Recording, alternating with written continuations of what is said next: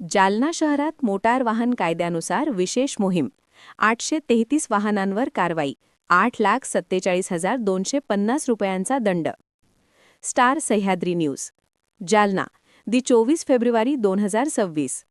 जालना शहरात मोटार वाहन कायद्याचे प्रभावी अंमलबजावणीसाठी विशेष मोहीम राबविण्यात आली. या मोहिमेदरम्यान वाहतूक नियमांचे उल्लंघन करणाऱ्या एकूण 833 वाहनांवर कारवाई करण्यात आली असून 8,47,250 रुपयांचा दंड वसूल करण्यात आला आहे. जिल्हा पोलीस अधीक्षक यांच्या आदेशानुसार आणि वरिष्ठ अधिकाऱ्यांच्या मार्गदर्शनाखाली 24/2/2026 रोजी सायंकाळी 4 ते 7 या वेळेत ही विशेष कारवाई करण्यात आली. शहरातील विविध ठिकाणी नाकाबंदी करून वाहतूक शाखेच्या पथकांनी तपासणी केली.